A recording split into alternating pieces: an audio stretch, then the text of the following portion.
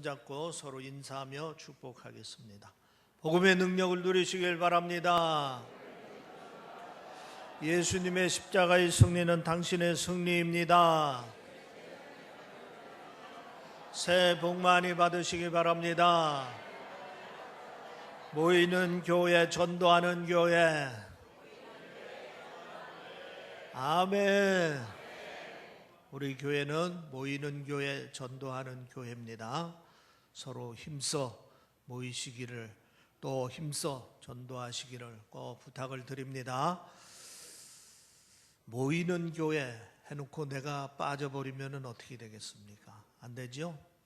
매 예배 시간마다 10분 전에는 꼭 참석을 하셔서 준비 찬양을 하고 준비 기도하고, 그리고 예배를 드릴 때 은혜가 넘칠 줄 믿습니다. 마음문을 여는 시간이 필요합니다. 급하게 와서 급하게 예배 드리면은 은혜가 덜합니다. 미리 와서 준비 기도하고 또 준비 찬양도 하고, 그리고 예배할 수 있고, 중요한 거는 매 예배 시간마다 내가 책임을 지고 참석한다. 예배에 참여하는 것이 책임입니다. 의무입니다. 내가 꼭 해야 될 일 중에 하나인 것입니다. 이 점을 꼭 유념하고 매 주마다 책임감을 가지고 꼭 예배에 참여를 하시기를 바랍니다.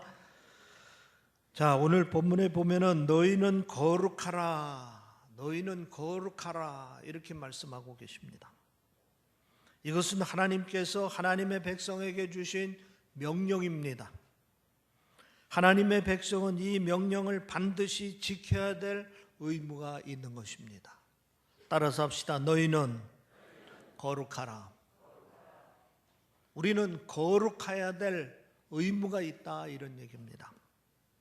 그런데 과연 우리가 거룩할 수 있습니까? 우리처럼 평범한 사람들이 거룩할 수 있을 수 있습니까? 물론 거룩할 수 있습니다. 그런데 나만의 노력을 가지고서는 거룩할 수가 없습니다. 그러나 하나님의 은혜를 입으면 거룩할 수 있는 줄 믿으시기를 바랍니다. 또 거룩하라 하면은 자칫 잘못하면은 외식적으로만 거룩할 수 있는 그러한 오해의 소지가 있습니다. 하나님께서 너희는 거룩하라 하는 것은 외향적으로 거룩하라는 것이 아니고 내적으로 거룩하라 하는 말씀인 것입니다. 그러면 우리가 거룩하기 위해서 어떻게 해야 되겠습니까? 우선 거룩하라라는 이 말 자체를 우리가 잘 이해를 해야 될 줄 압니다.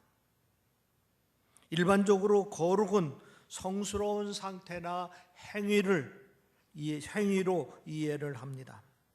아주 극소수의 사람들은 성인이라고 부르는데 그들의 인간됨이나 그들의 삶이 지극히 성스러운 경지에 올랐기 때문에 저들은 남다른 노력과 수련으로 여느 사람들이 도달할 수 없는 성스러운 경지에 이른 것입니다. 그러나 성경에서 말하는 거룩은 이와는 좀 다른 개념입니다. 성경 원어로 거룩하다는 말은 카도시라 하는 단어를 쓰고 있습니다. 이 말의 원뜻은 구별되다라는 뜻입니다. 그러니까 성경에서 말하는 거룩이라는 의미는 성스럽다라기보다는 구별되다라는 말에 초점을 맞추고 있습니다. 이 점을 여러분들이 꼭 유념하시기를 바랍니다. 그러면 구별된다 하는 것은 어떻게 구별되는 것을 말합니까? 성경에 거룩이라는 말이 제일 처음에 나오는 것은 창세기 2장 3절입니다. 하나님이 그 일곱째 날을 복되게 하사 거룩하게 하셨으니 이는 하나님이 그 창조하시며 만드신 모든 일을 마치시고 그날에 안식하셨음이니라. 하나님께서 7일 중 마지막 일곱째 날을 구별하여 거룩하게 하셨습니다. 그리고 이날은 다른 6일과 달리 창조하시며 만드시던 모든 일을 끝내시고 안식하셨습니다. 그러니까 일곱째 날은 원래부터 특별한 날이라는 것이 아니다 하는 얘기입니다. 예를 들어 이날이 거룩하다고 해서 태양빛이 남다르게 더 밝았다든지, 아니면 이날이 다른 날과 다르게 시간이 더 길다든지 그렇지 않다 하는 얘기입니다. 이날은 겉으로는 다른 날과 다르지 않습니다.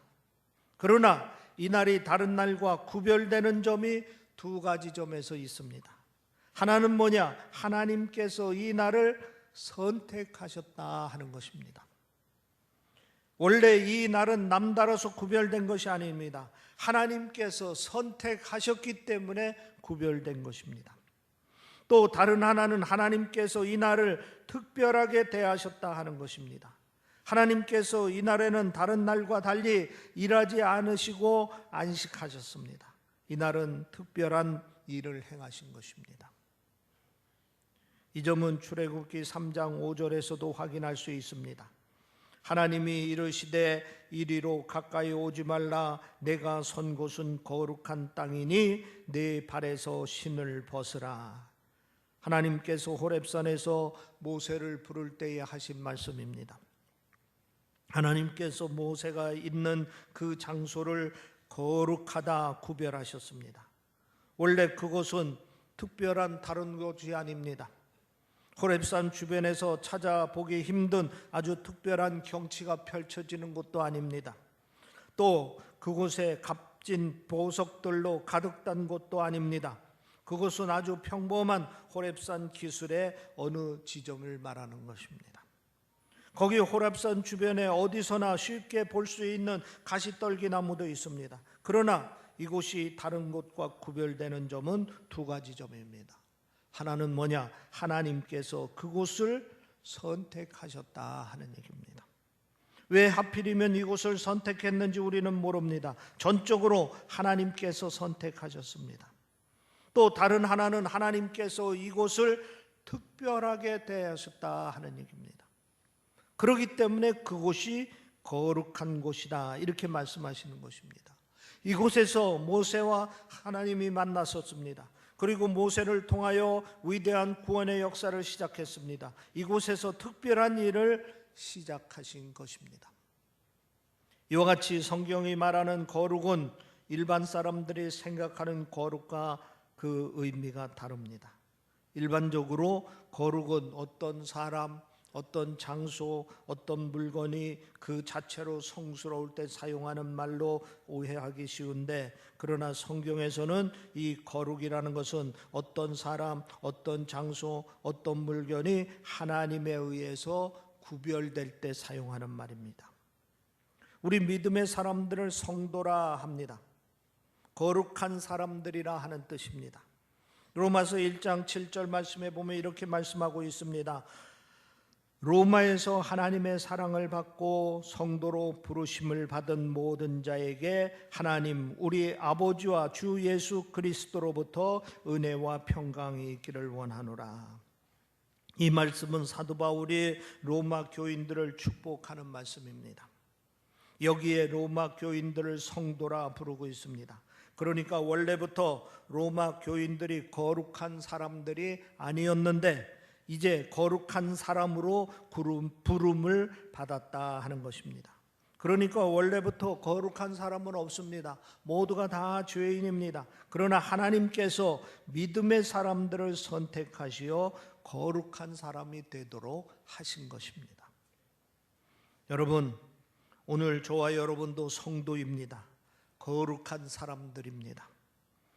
왜 성도입니까? 하나님께서 성도로 부르셨기 때문인 것입니다. 하나님께서 선택하셨고 하나님께서 하나님의 자녀로 대해 주시기 때문에 그런 것입니다. 믿으시기를 바랍니다. 우리 모두는 거룩한 성도인 것입니다. 두 번째로 우리가 거룩하기 위해서는 거룩을 경험해야 됩니다. 독일의 신학자 루돌프 오토라 하는 신학자가 있는데 19세기 자유주의 신학 흐름에 커다란 충격을 준 신학자로 유명합니다. 1917년 출판된 거룩한 것이라는 책에서 저 유명한 누미노제라는 개념을 소개했습니다. 누미노제. 이 누미노제란 뭐냐? 신비롭고 두려우면서도 매혹적인 것과 만남을 말합니다. 다시 말해서 누미노제란 인간이 신비한 경험이나 거룩한 존재 앞에 섰을 때 느끼는 거룩한 경험을 뜻하는 말입니다. 일상에서 경험할 수 없는 어떤 신비하고 거룩한 존재를 경험할 때 말을 표현할 수 없는 깊은 놀라움을 경험하는데 바로 그런 경험을 누미노제라 이렇게 부른 것입니다. 여러분들도 지금까지 신앙생활을 하면서 이런 경험이 있을 줄 믿습니다. 시인 고은의 짧으면서도 감동이 있는 시가 있습니다. 그 꽃이라 하는 시인데 한번 들어보시기 바랍니다. 내려갈 때 보았네, 올라갈 때 보지 못한 그 꽃. 아주 간결하면서도 의미가 깊은 시입니다. 내려갈 때 보았네, 올라갈 때 보지 못한 그 꽃. 시인이 산을 오를 때 그 꽃을 보았을 것입니다. 그러나 이런저런 생각 끝에 그 꽃을 유심히 보지 못했다는 것입니다. 여러 꽃들 중에 하나로 대수롭지 않게 지나쳤다는 것입니다. 그래서 그 꽃이 거기 있는 줄 몰랐다는 것입니다. 그러나 내려올 때 그 꽃이 거기에 있는 것을 보고 깜짝 놀랐다 하는 것입니다. 그 모습이 자기 마음속 깊이 비수처럼 꽂혔습니다. 천둥같이 놀랍다 하는 얘기입니다. 시인 윤동주도 서시에서 이런 놀라움을 이야기합니다. 하늘을 우러러보다가 별 하나를 보고 놀랍니다.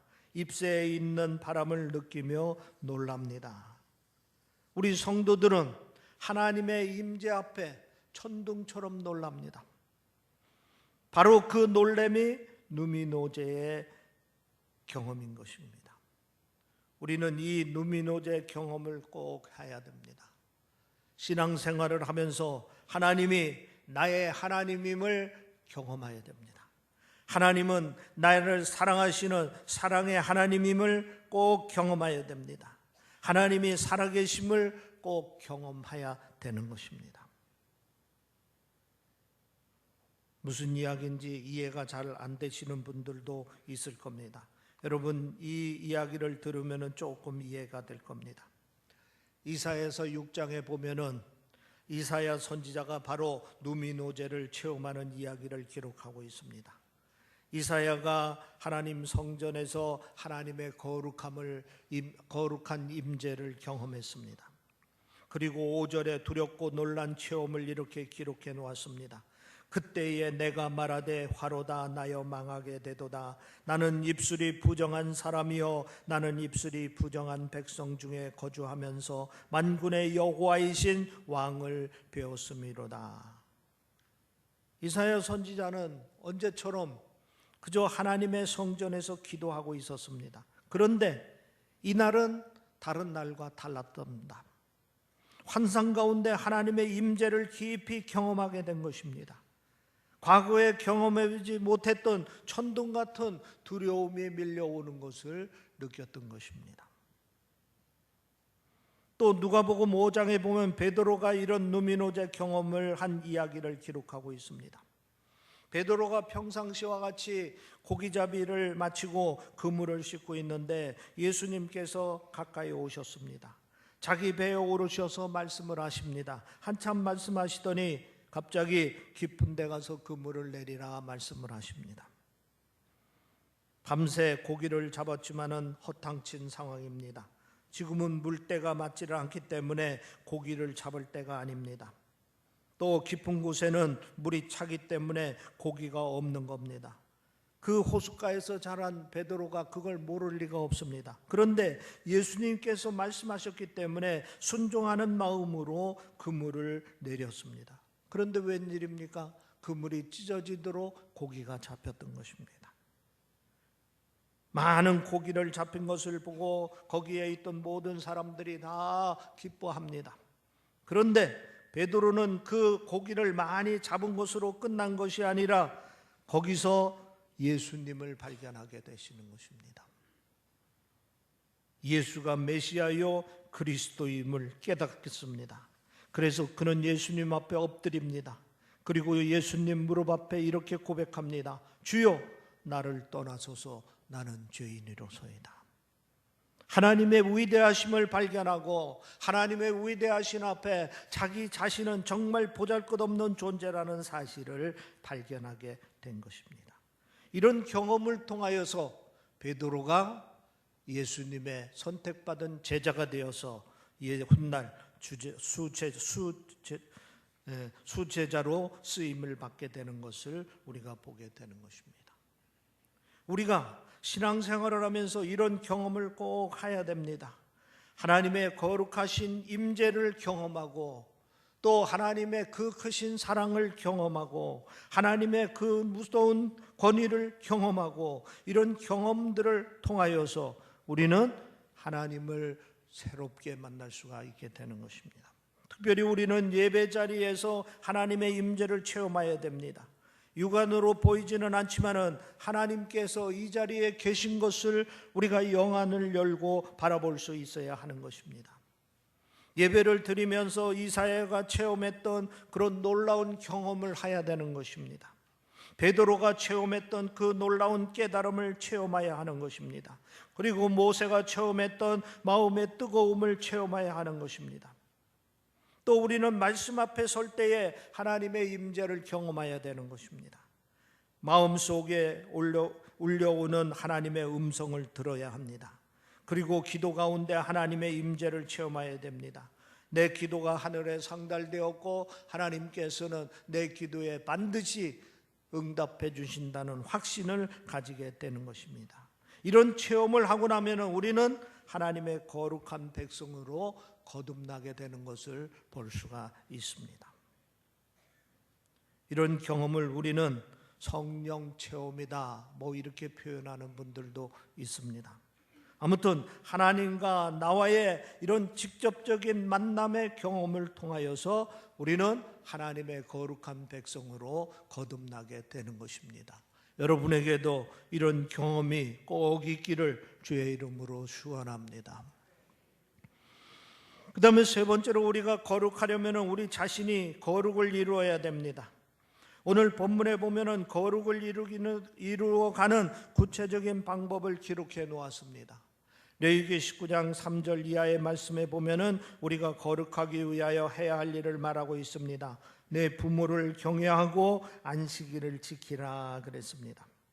그러니까 거룩하라는 말은 다른 말로 표현을 하면은 하나님의 명령을 잘 듣고 그대로 실천하라 하는 것입니다. 다시 한번 강조해서 말씀을 드립니다. 거룩하라는 말씀은 다른 말로 표현하면은 하나님의 명령을 잘 듣고 그리고 그 말씀대로 순종하며 실천하라 하는 말씀인 것입니다. 한자어의 거룩할 성자를 풀이해 보면은 그 뜻이 아주 심오합니다. 우선 거룩할 성자는 여러분이 머릿속으로 한번 상상을 해보시기 바랍니다.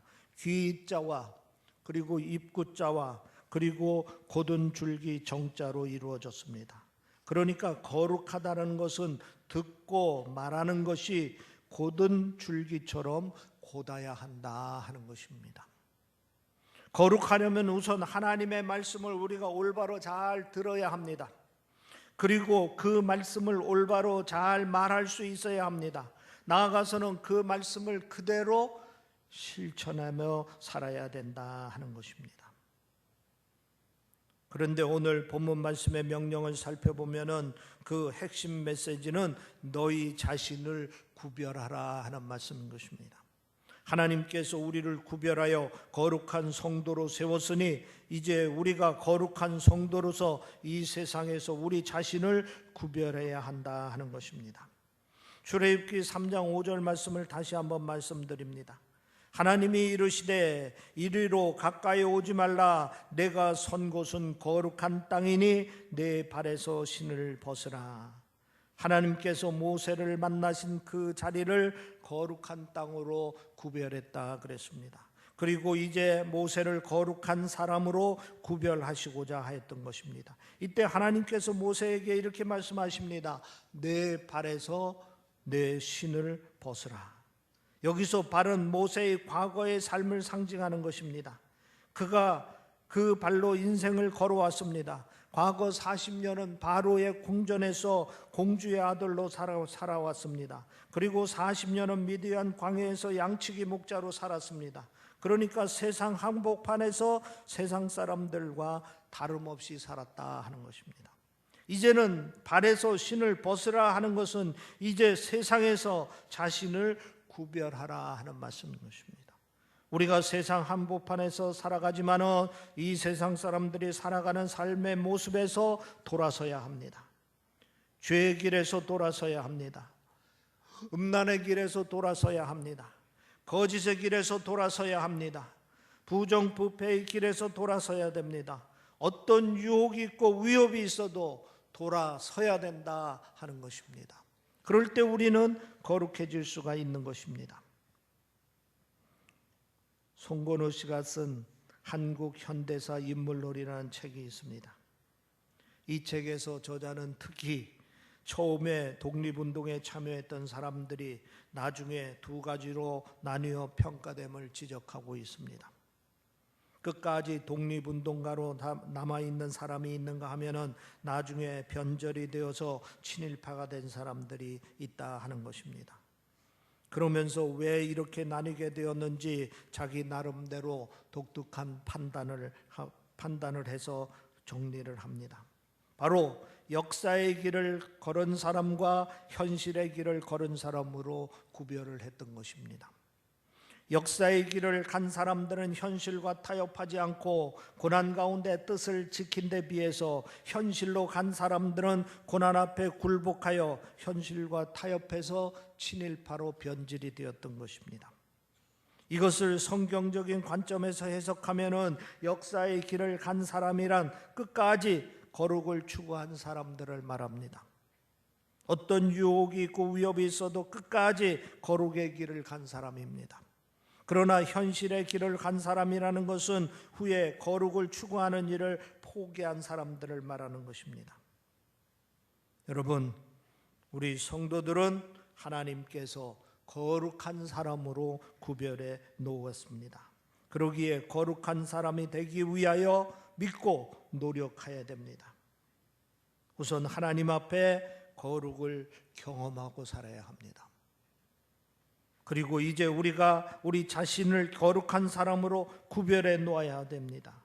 지금까지도 잘해 오셨지만은 더욱더 힘써서 하나님의 말씀에 귀를 기울이고 그 말씀을 지키고자 힘써야 합니다. 비록 힘들고 어렵더라도 우리 자신들을 지켜야 합니다.